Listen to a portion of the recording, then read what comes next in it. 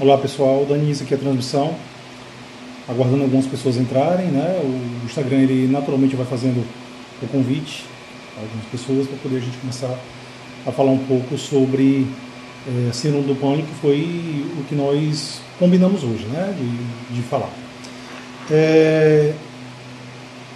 Tudo isso começou um pouco no curso de formação que nós temos e a gente fala sobre alguns assuntos interessantes, relevantes no nosso curso de formação, e um dos alunos sugeriu que de fato a gente pudesse expandir um pouco mais e falar um pouco mais acerca de alguns conceitos de uma maneira um pouco mais abrangente, né, para o público de modo geral. E aí surgiu a ideia de a gente poder começar a fazer algumas lives de vez em quando, poder falar um pouco sobre alguns quadros clínicos, alguns transtornos, e poder realmente expandir esse conceito para o público de modo geral, ok? E domingo agora a gente fez uma enquete, a gente colocou nos stories algumas perguntas acerca de interesses realmente da população de modo geral e dos profissionais de psicologia sobre temas específicos que as pessoas gostariam de conhecer e gostariam de saber. E aí, Síndrome do Pânico realmente despontou e foi, eu acho que a mais votada, logo seguida com desenvolvimento de carreira para psicólogos. E nós decidimos então começar a falar um pouco sobre essa live, tá? A gente tem como eu disse, a ideia, a lógica da coisa surgiu no curso de formação que nós temos. A gente tem um sistema nesse curso de formação e aí nesse sistema eu coloco alguns vídeos, coloco algumas informações e aí um dos alunos realmente orientou que de fato a gente pudesse expandir um pouco mais esse conceito, ok? Então, falando um pouco, trazendo um pouco sobre a síndrome do pânico especificamente, né? É um conceito até relativamente conhecido, é um transtorno bem comum.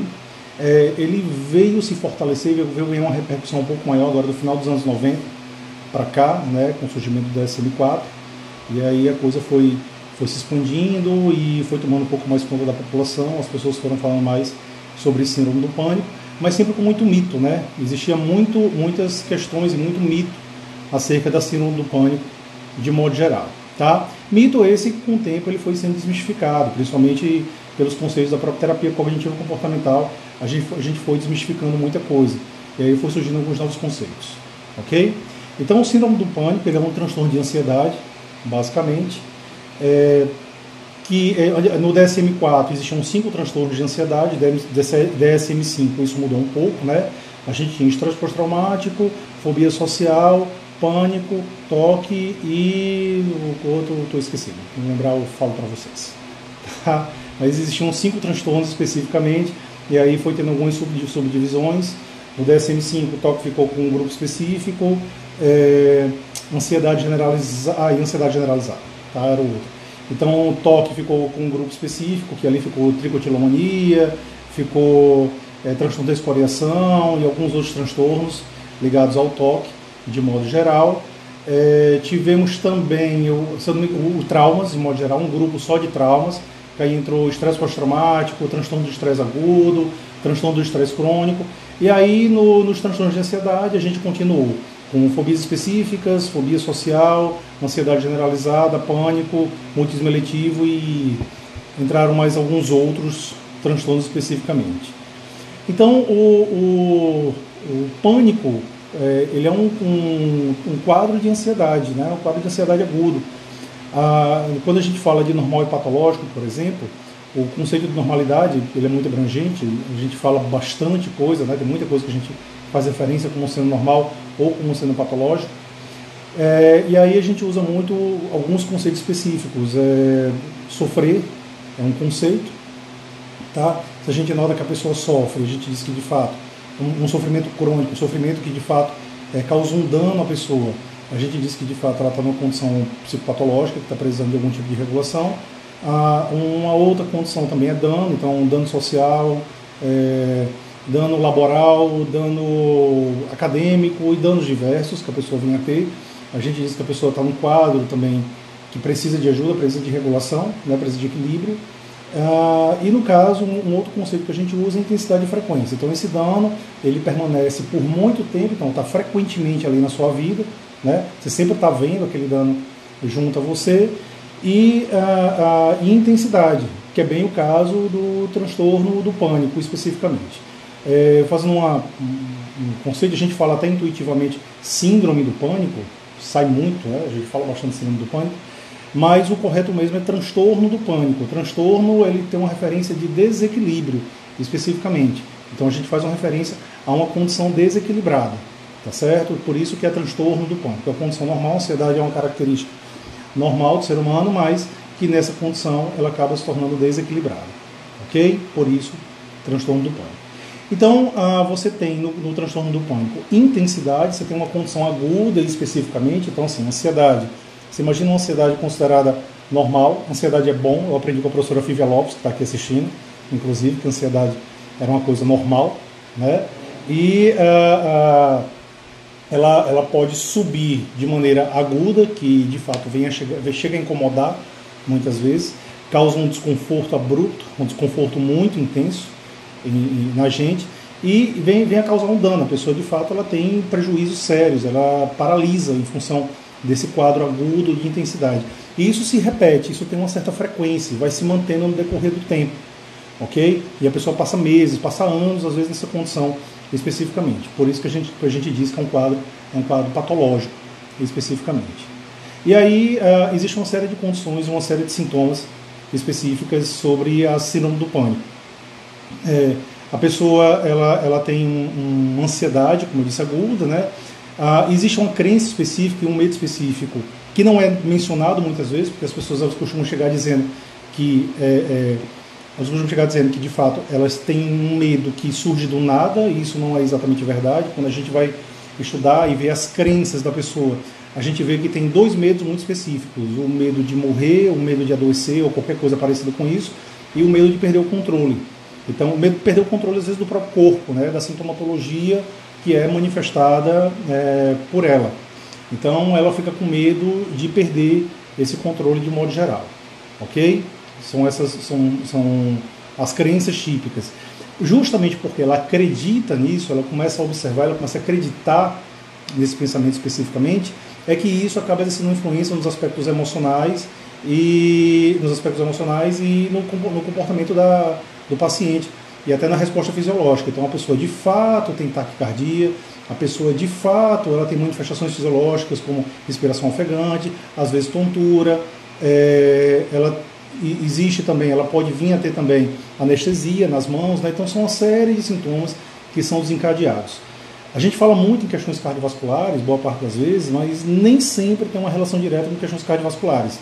Eu já tive casos, já acompanhei casos de pessoas que tinham medo de desmaiar ou que tinham medo de morrer sufocado, né? Uma sensação de deglutição, ela ficava prestando atenção, hiperfocada, às vezes muito parecido com um quadro de hipocondria, e de fato, às vezes parece com uma condição hipocondríaca, né? São transtornos muito próximos, com padrões de crenças, às vezes muito próximos, e aí a pessoa tem esse tipo de sintomatologia que acaba gerando um certo desconforto, tá? E aí vem medo, ou medo de adoecer, ou medo de enlouquecer, ou medo de morrer.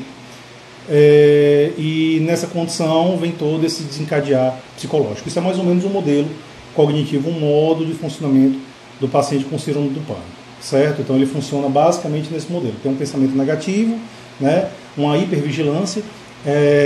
Em função dessa hipervigilância, a pessoa acha que alguma coisa de muito ruim vai acontecer, ok? Causando um estado emocional de ansiedade, a pessoa fica extremamente ansiosa, um nível de ansiedade muito elevado, tá? E aí, consequentemente, reações fisiológicas, coração batendo rápido, respiração ofegante, tontura, muitas vezes, anestesia, como eu citei, e, por fim, um comportamento evitativo, um padrão de comportamento evitativo. Então, a pessoa começa a se distanciar de algumas condições específicas do qual ela nota que essa ansiedade sobe, né?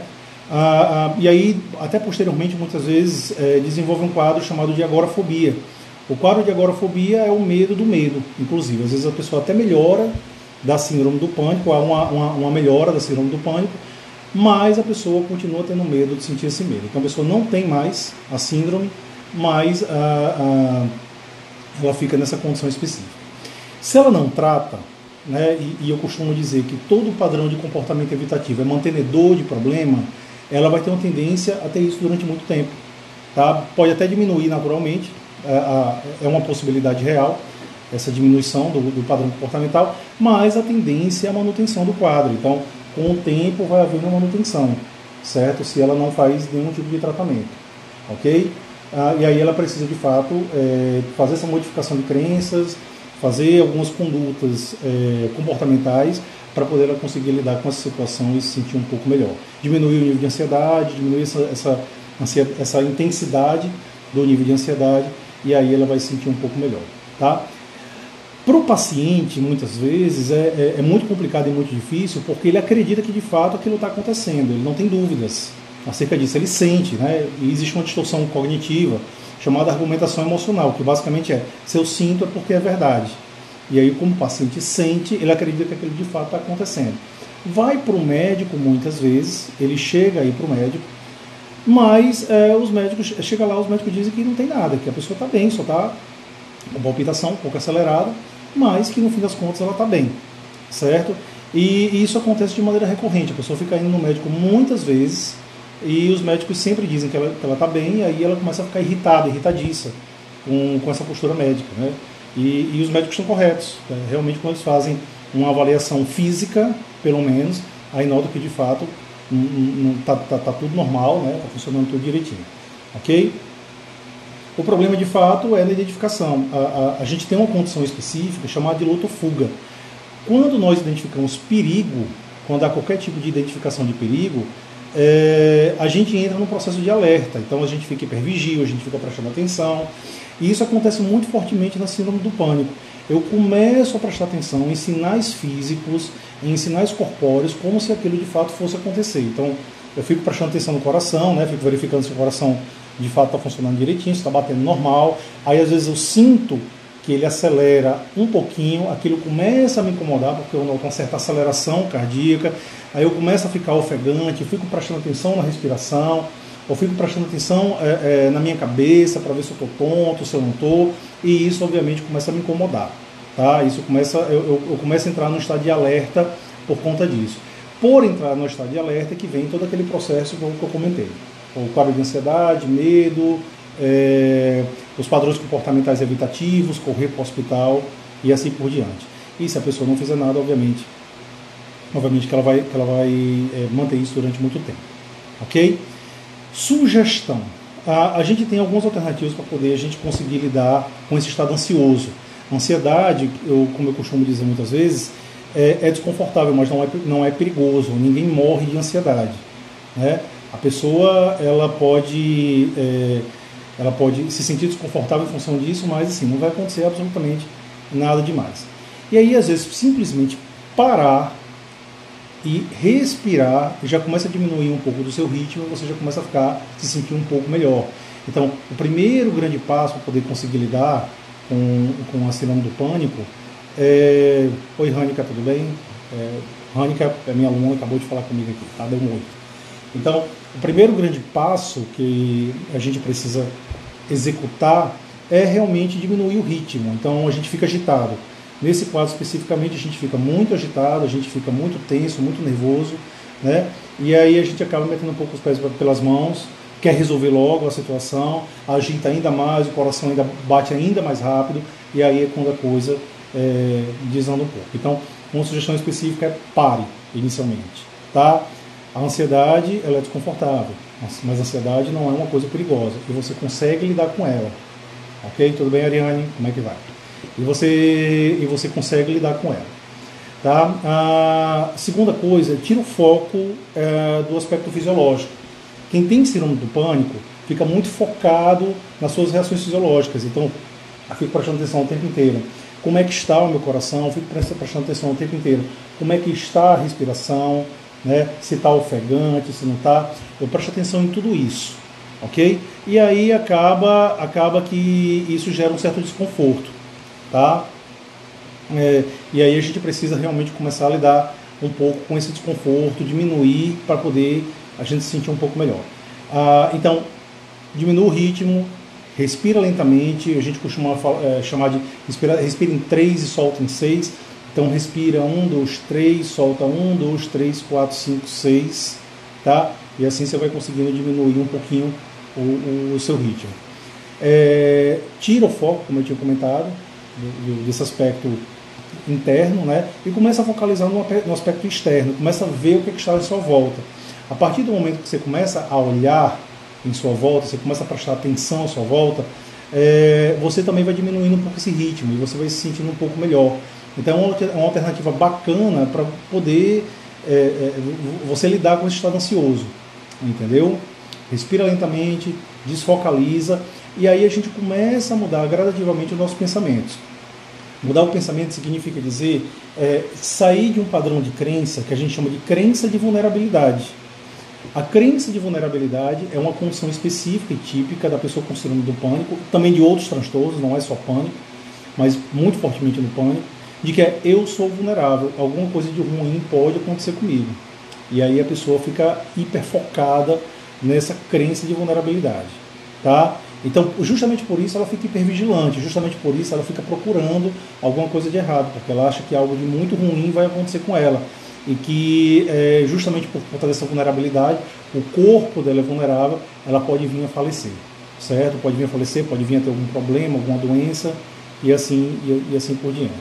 Crenças típicas: achar que vai ter um AVC, achar que você vai ter um ataque cardíaco, é muito comum, né? Achar que vai desmaiar, é muito comum, ok? A pessoa tem essas crenças e acaba realmente exercendo uma influência muito forte, tá?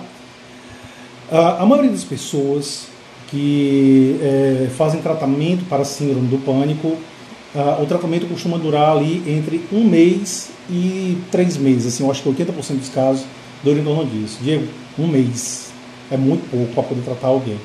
Pois é, depende um pouco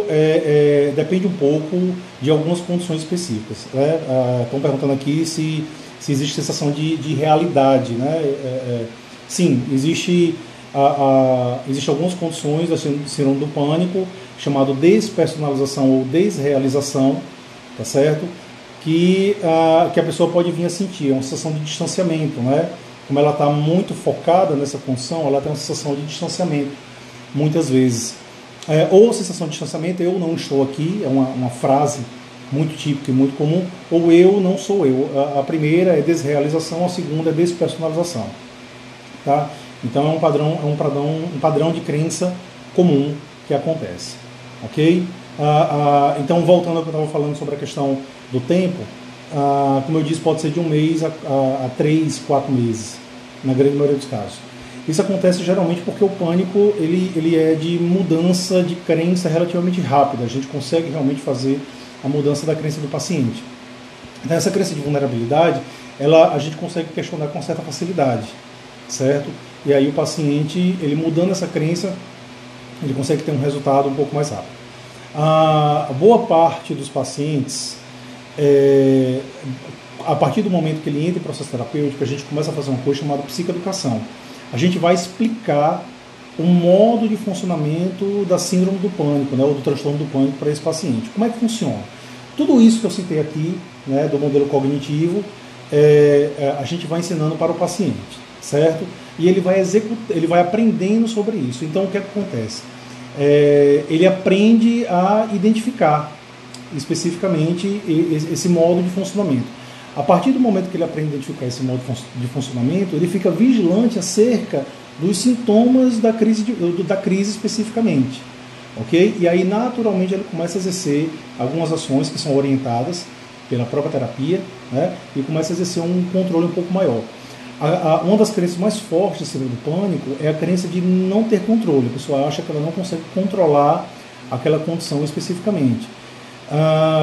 E a gente vai ensinar ao paciente que ele tem sim controle sobre essa situação. Ele pode controlar o seu organismo, ele pode controlar o seu corpo, ele pode diminuir a frequência cardíaca, claro, com alguns exercícios, ele pode diminuir a frequência respiratória e assim por diante, tá?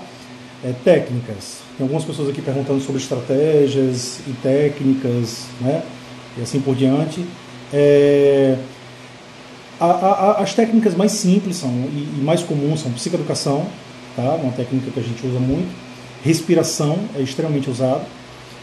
Acalme-se, porque acalme-se é um protocolo especificamente se eu não me engano, 8 pontos, que diz passo a passo o que é que o paciente deve fazer. Então, a grande maioria dos pacientes também eu consigo resolver o problema com acalme-se e com treinamento respiratório e psicoeducação. Tá? Em pacientes que eu não consigo resolver dessa maneira, que eu não consigo usar essas estratégias, eu uso uma estratégia chamada inundação interoceptiva. O que é inundação interoceptiva? É uma técnica onde a gente provoca o ataque de pânico no paciente, tá? Pode parecer estranho, mas é isso mesmo.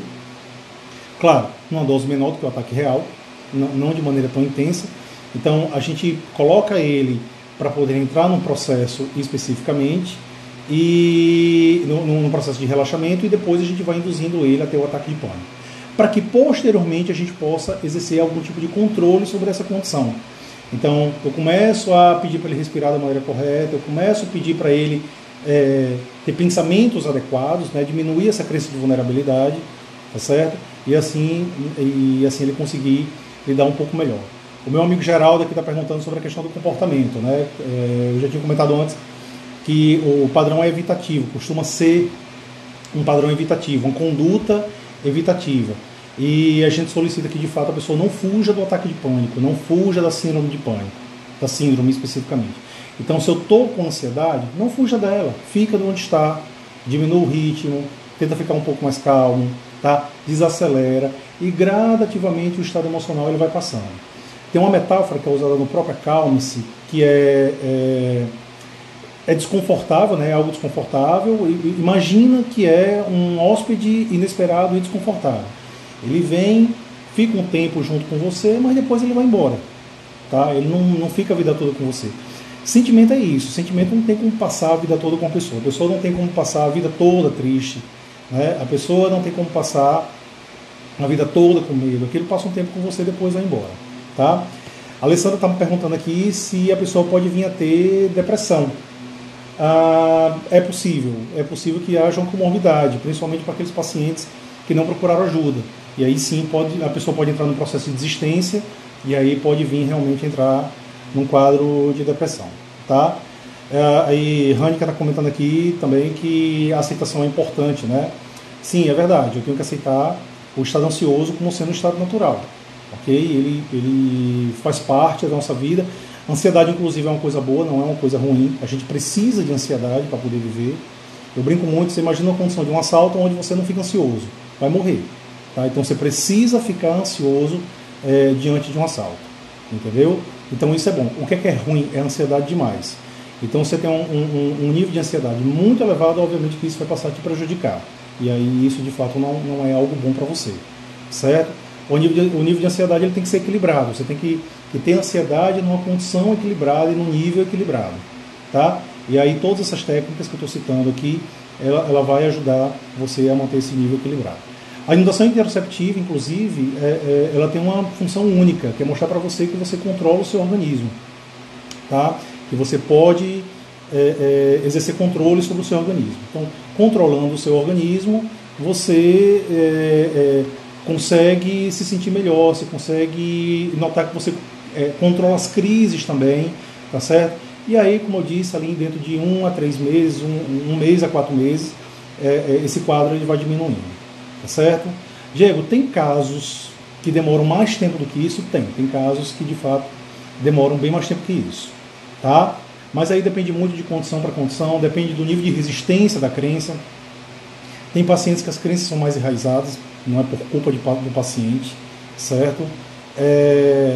Mas a crença, obviamente, que ela exerce uma influência considerável nessa questão, tá? Ele Carlos aqui está fazendo uma pergunta, deixa eu ver aqui, em relação à técnica de relaxamento, pode ser inserido, tentar mentalizar um ambiente no qual o paciente percebe que traz, né, que está tranquilo e seguro? Pode. Você pode com uma maneira de você conseguir diminuir o ritmo do paciente, né, acalmar o paciente e mostrar que ele tem controle sobre essa condição, tá? Então, você pode solicitar que ele faça um relaxamento mental também, apesar de não ser exatamente a técnica propícia específica para a síndrome do pânico, mas é uma técnica que é uma possibilidade de você usar, considerando que ela diminui um pouco o seu ritmo. E aí você se sente um pouco melhor com ela, tá certo?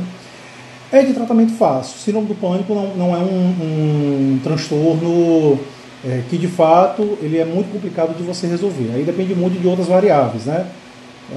Dependendo do paciente, a gente tem variáveis aí que, de fato, pode ser influência sobre o processo terapêutico, e aí pode demorar muito mais tempo do que a gente imagina. Mas em 80% dos casos, ele varia aí de 1 a 3 meses.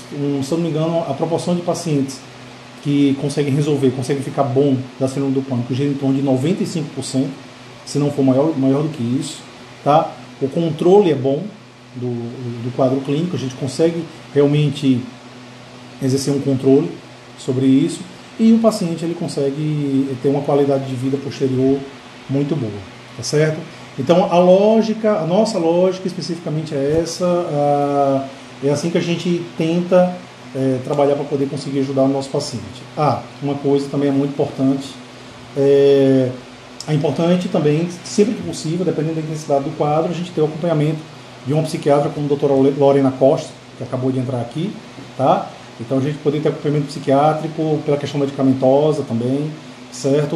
Dependendo do nível de ansiedade do paciente, às vezes somente com as técnicas cognitivas e comportamentais a gente não consegue exercer um controle adequado sobre o transtorno e sobre a sintomatologia. Aí, de fato, o uso da medicação ela é extremamente importante.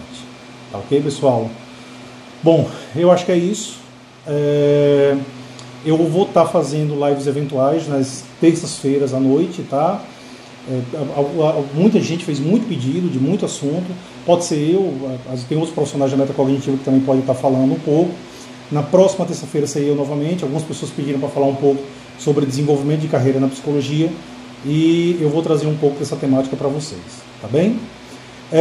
Também aproveitando o momento, nós estamos com um curso de formação em terapia cognitivo comportamental.